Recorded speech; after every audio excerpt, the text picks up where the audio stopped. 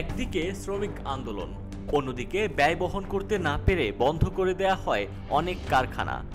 সরকারের পতনের পর থেকেই গার্মেন্টস শিল্পে মালিক শ্রমিকদের মধ্যে নতুন করে সংকট তৈরি হয়, যার প্রভাবে হুমকির মুখে পড়ে তৈরি পোশাক শিল্প।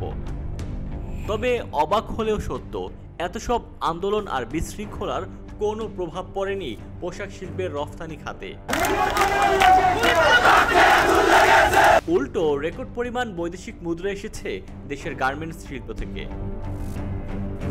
রফতানি উন্নয়ন ব্যুরোর তথ্য মতে শুধু নভেম্বর মাসে $330.61 তৈরি পোশাক শিল্পে রফতানি খাত থেকে এসেছে, যা গত বছরের নভেম্বরের তুলনায় $47 কোটি বেশি। তৈরি পোশাক ছাড়াও অন্য খাতের রফতানিও 2023 সালের নভেম্বরের চেয়ে বৃদ্ধি পাওয়ায় দেশের সামগ্রিক পণ্য রফতানিতে ইতিবাচক ধারায় রয়েছে। রফতানি উন্নয়ন ব্যুরো আরও জানায়, গত 5 মাসে সামগ্রিক পণ্য রফতানির 81% তৈরি পোশাক খাত থেকে এসেছে। চলতি অর্থ বছরের প্রথম 5 মাসে অর্থাৎ জুলাই থেকে নভেম্বর তৈরি পোশাক থেকে রফতানি আয় হয়েছে $1,611.71 কোটি, যা আগের বছরের একই সময় ছিল $1,434.65 কোটি।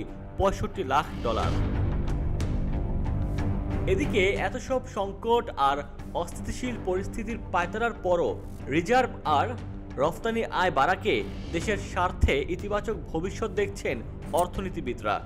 তারা মনে করেন, অন্তর্বর্তীকালীন সরকারের দূরদর্শিতার কারণে অর্থনৈতিকভাবে ফিরছে সচ্ছলতা। বিশ্লেষকরা বলছেন, জুলাই আগস্টে ব্যবসা বাণিজ্যে চ্যালেঞ্জ তৈরি হয়েছিল, সেখান থেকে ব্যবসা বাণিজ্য এখন অনেকটাই ঘুরে দাঁড়িয়েছে।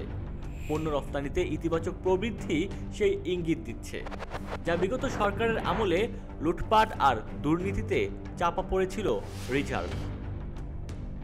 ডেস্ক রিপোর্ট, অনুসন্ধান নিউজ।